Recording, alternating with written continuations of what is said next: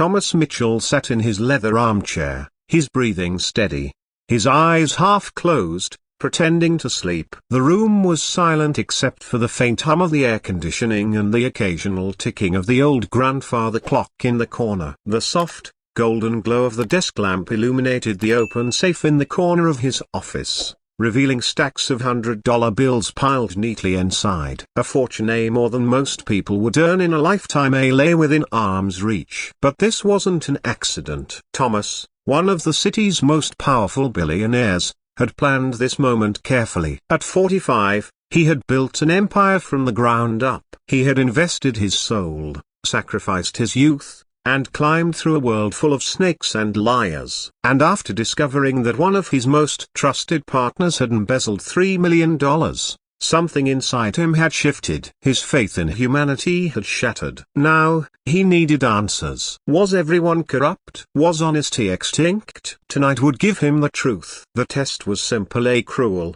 even. He would leave the safe wide open, stuffed with cash, and wait. Diana Jefferson, the night cleaner, had been working for Thomas's company for over 2 years. A hard-working single mother, she always arrived with her 6-year-old daughter, Jasmine, during school holidays. They would quietly move through the offices while most employees slept, wiping desks, dusting shelves, and polishing floors. Diana never complained, never asked for help, and never took a single thing that didn't belong to her. But Thomas had learned the hard way that appearances could deceive. His eyes opened slightly when he heard soft footsteps approaching. Diana stepped into the office, her worn cleaning cart squeaking slightly. Her daughter, little Jasmine, clung to her mother's hand, wearing tiny pink gloves Diana had bought to make her feel included. "All right, sweetheart," Diana whispered softly. "Stay close to me." Jasmine nodded, her big brown eyes scanning the office curiously. Then, she spotted the safe. Her little mouth parted in awe. She had never seen so much money in her life. Thomas, still feigning sleep, watched closely. His heart thudded in his chest as Jasmine walked slowly toward the table. This was the moment. Another disappointment, he thought bitterly. Another reminder that honesty was dead. But then something happened that Thomas could never have predicted. Instead of grabbing the bills, Jasmine sat cross-legged on the floor, her small pink-gloved hands delicately touching the edges of the stacks. She frowned slightly, tilting her head like a tiny accountant examining her books. Then, with the careful precision only children possess, she began organizing the money. She separated the stacks by denomination, smoothing each bill carefully, creating neat piles one by one. Her little fingers trembled slightly, not from greed but from focus, as if she were handling something sacred. "Mommy," she whispered, looking up at Diana with a smile. "Mr. Thomas's money was all messy. I'm tidying it up, just like you taught me with our coins." Diana turned sharply, startled. "Jasmine," she hissed softly. "Sweetheart, you can't touch the boss's things." "But, Mommy," Jasmine said innocently, "it was messy. He'll be happy when he wakes up and sees everything neat." Thomas felt something deep inside him shift. A tightness built in his throat. He blinked rapidly, hiding the moisture in his eyes. This little girl, who had probably never held more than $20 in her entire life, had been alone with a fortune, and not only did she refuse to take even a single bill, but she wanted to make it better. For the first time in years, Thomas felt something he thought he had lost forever: hope. In the weeks that followed, Thomas became quietly obsessed with Diana and Jasmine, but not in the way Richard Blackwood, his arrogant vice president, would later accuse him of. No, Thomas's curiosity came from admiration. He watched from a distance as Diana continued to work tirelessly night after night, cleaning offices while her daughter sat nearby doing homework or quietly coloring pictures. There was no complaining, no bitterness, just quiet perseverance. Thomas soon learned the details of Diana's life. She worked 2 jobs, cleaning his company at night and the doctor's office during the day. Jasmine often accompanied her to both places, doing her school assignments in waiting rooms and employee lounges. What impressed Thomas most wasn't Diana's work ethic, it was her values. One evening, he overheard her teaching Jasmine, greater than we always return what isn't ours, even when no one's watching, Diana said gently. Our honesty, Jasmine, is worth more than all the money in the world. Those words stuck with him like a knife in the heart. Diana had grown up in foster care after losing her parents at 9 years old. She had fought to graduate from high school, but college was a dream she couldn't afford. At 22, she became pregnant, and the father abandoned her the moment he found out. Since then, she had carried everything on her own shoulders, refusing any charity and working tirelessly to provide Jasmine with a better life. Thomas, deeply moved, made a quiet decision. He instructed the payroll department to increase Diana's salary, disguising it as a category adjustment. He wanted to help without humiliating her. But his act of kindness didn't go unnoticed. And that's when Richard Blackwood entered the picture. Richard Blackwood was the company's vice president, a man born into privilege and arrogance. At 50 years old, he was the spoiled son of one of the company's founders, coasting on inherited wealth and a false sense of superiority. He noticed the salary adjustment during a financial meeting and smirked. Thomas, Richard said in his mocking tone, why are we wasting extra money on our broken bar cleaning staff, especially her? Thomas's jaw tightened. Because she's excellent at her job, he replied calmly. Richard laughed dismissively. Thomas, you need to understand where these people belong. Give them an extra coin, and they'll be demanding the whole vault next. The word these people hit Thomas like a slap. He said nothing, forcing himself to remain composed. Richard had always carried prejudice in his voice, but this time it cut deeper. Later that night, Thomas caught Richard cornering Diana in the hallway. Listen carefully, Richard said, his voice dripping venom. I know you're getting extra money. I don't know what kind of broken bar favors you're doing, but it stops now. Diana froze, clutching Jasmine's hand. Sir, yeah, broken bar, I don't understand. Of course you don't, Richard sneered. People like you never do. You take what you're given, and you keep quiet. And get that child out of here. This isn't a daycare. Jasmine whimpered softly, hiding behind her mother. That was the moment Thomas knew this had gone far enough. He had been patient. He had been silent. But now, something inside him burned with a righteous anger he hadn't felt in years. Richard Blackwood had just made the biggest mistake of his life. What Richard didn't know was that Thomas had recorded the entire exchange. The company's security system A1 Richard himself had approved. They had captured every poisonous word. But Thomas wasn't satisfied with just a recording number. He wanted Richard to destroy himself publicly. The plan started forming in Thomas's mind, piece by piece. First, he called an old friend, Marcus Chun, a former FBI investigator and expert in corporate corruption. They had worked together years ago during the embezzlement case. Marcus, Thomas said over the phone, his voice low and cold. I need your services again. Marcus chuckled softly. You only call when things get messy, Thomas. What's the target? Richard Blackwood, Thomas replied. Institutional racism, abuse of power. And I want him buried under his own arrogance. Marcus laughed. That rich daddy's boy. This will be easier than stealing candy from a baby. Guys like him always leave footprints. And he was right. Within days, Marcus uncovered Richard's dirty secrets: lawsuits from former employees, whispers of harassment, and a disturbing pattern of racial discrimination hidden behind layers of legal settlements.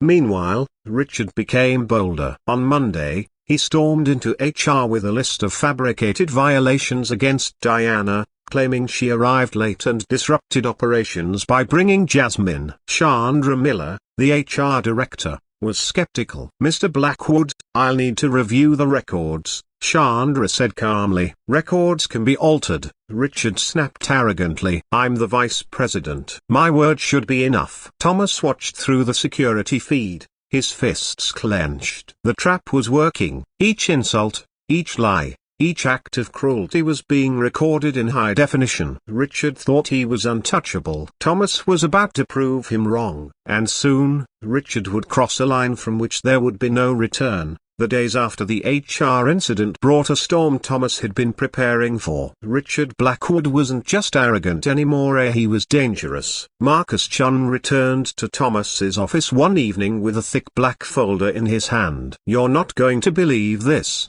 Marcus said, dropping the dossier on the desk. "Your vice president here has left a trail of corruption so wide it's practically glowing." Thomas leaned forward, his expression cold. "Show me." Marcus flipped through page after page of damning evidence, 3 separate lawsuits from previous companies, all involving harassment of Black and Latino employees.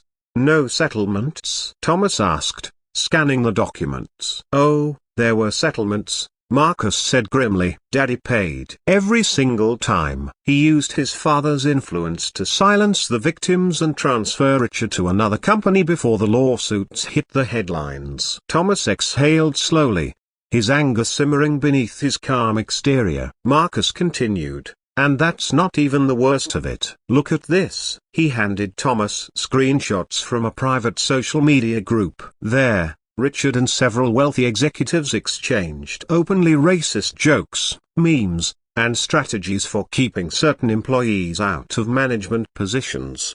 One comment, written in Richard's own words, burned into Thomas's mind.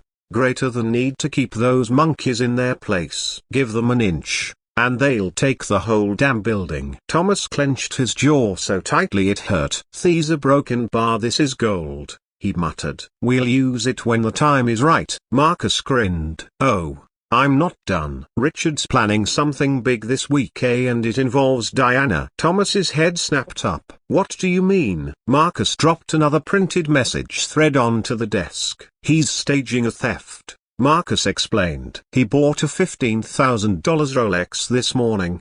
He's going to plant it in Diana's cleaning cart, discover it during a fake inspection, and call the police in front of everyone." For a moment, Thomas just stared at him, silent. Then, slowly, a dangerous smile formed on his face. "Perfect," he said softly. "Let him try." The following Tuesday, Thomas's trap was ready. Marcus and his team had installed hidden micro cameras in the office, not just in the hallways but in corners Richard didn't even know existed. 3 investigative journalists, secretly contacted by Thomas, waited outside the building. By 7:30 p.m., Diana and little Jasmine had arrived. As always, Diana wheeled her cleaning cart into the hallway while Jasmine quietly unpacked her coloring books in the corner of Thomas's office. Upstairs, Thomas watched from a private surveillance room, his heart pounding with a mix of anger and anticipation. At exactly 8 p.m., Richard made his move. He slipped into the storage room, glancing over his shoulder before carefully placing the Rolex watch deep inside Diana's cleaning cart. A smug smile crossed his face as he whispered to himself, "Let's see you explain this, Jefferson." Thomas's voice came quietly through the radio earpiece Marcus was wearing.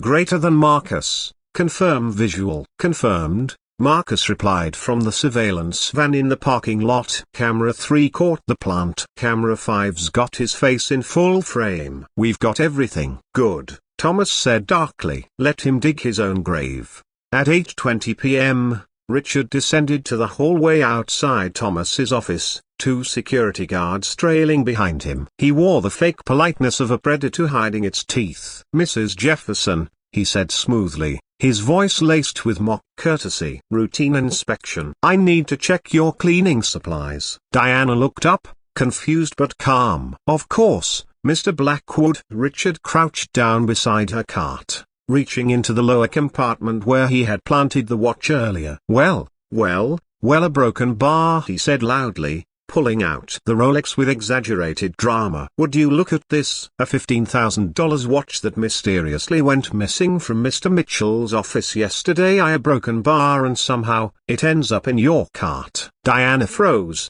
her face draining of color. "I've never seen that watch before," she stammered. "Of course you haven't," Richard said mockingly. "It just appeared out of thin air, right?" Jasmine clutched her mother's hand, her wide eyes filling with tears. "Mommy," she whispered, trembling, "what's happening?" "Be quiet, child," Richard barked sharply. "Your mother is going to have to come with us and explain why stolen items keep showing up in her cart." One of the guards pulled out his phone, dialing the police exactly as Richard had instructed. But before the call connected, a deep, calm voice echoed from the doorway. "I wouldn't do that if I were you." Everyone froze. Richard turned slowly to see Thomas Mitchell standing there, arms crossed, his expression unreadable. Behind him stood Marcus Chun and three strangers Richard didn't recognize as the investigative journalists Thomas had called. "Thomas," Richard said quickly, forcing a laugh. "Perfect timing. We caught your cleaner red-handed stealing your watch." Thomas smiled coldly. "My watch?" He held up his wrist, revealing his Apple Watch. "Richard, I haven't worn a Rolex in my life." The color drained from Richard's face. What are you saying?" he stammered. "I'm saying," Thomas replied smoothly, "that we've just recorded you planting that watch in Diana's cart 20 minutes ago." Marcus stepped forward, holding up a tablet. "Angle 1, he said, playing footage of Richard placing the watch in the cart. "Angle 2, he swiped, showing a clearer shot of Richard's smug face as he adjusted the cart's contents. "Angle 3, another video showed Richard checking over his shoulder to make sure no one was watching." The entire room went silent. Richard's hands trembled. "This is a broken bar. This is illegal. You can't." "Oh, but we can," Thomas interrupted sharply. "Because you approved the security upgrades, remember? Every word, every step, every lie is recorded." One of the journalists stepped forward, microphone in hand. "Mr. Blackwood," she said crisply, "Jennifer Walsh, Channel 7 News. Would you like to comment on the evidence showing you attempted to frame a single mother and fabricate theft charges against her?" Richard's breath came in short, shallow bursts. "Yeah, this isn't what it looks like." "Yeah, really?" Marcus cut in, pulling up another file on the tablet. "Because I've got screenshots of your private chats, you know, the ones where you called black employees monkeys and joked about keeping them in their place. That is your account, isn't it, Richard?"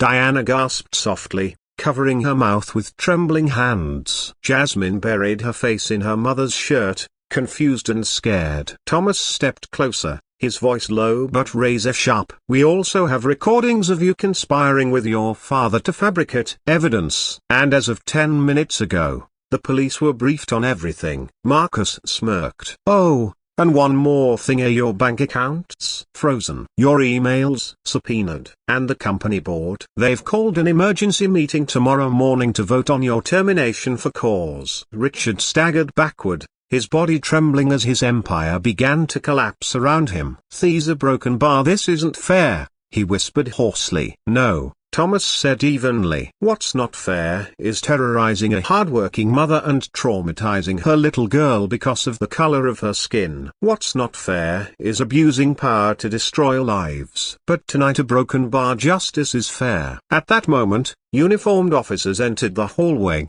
responding to Thomas's prior call. "Richard Blackwood," the lead officer said firmly, "you're under arrest for conspiracy, attempted defamation, and racial discrimination." As they read him his rights, Richard finally broke shouting, cursing, and blaming everyone but himself. But Thomas just stood silently, his gaze steady, his expression calm. Justice had been served.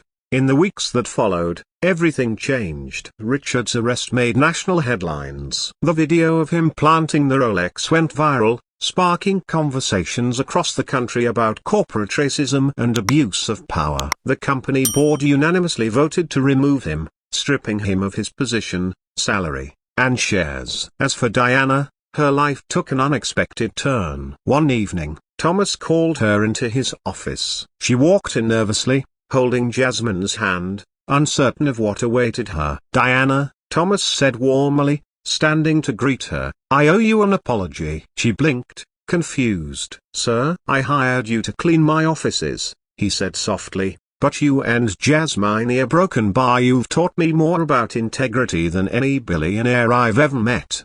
Tears welled up in Diana's eyes as he handed her a crisp white envelope. "This," he explained, "is a full scholarship for Jasmine's education all the way through college. And starting next month, You're no longer cleaning offices." She stared at him in shock. "I don't understand." Thomas smiled. "You're the new head of operations for our facilities department. You've earned this, Diana, not because of what happened with Richard a broken bar, but because you represent the kind of values this company needs to stand for." Diana's lip trembled, and for the first time in years, she couldn't hold back the tears. Jasmine hugged Thomas tightly, her little pink gloves pressing into his shirt. "Thank you, Mr. Thomas," she whispered. Thomas knelt down, smiling at her. "No, Jasmine, thank you. Because of one little girl's innocent act of honesty, a corrupt man had fallen, and an entire company had been transformed." And as Thomas watched Diana and Jasmine leave his office hand in hand, he realized something profound. Sometimes, the smallest hands teach the biggest lessons.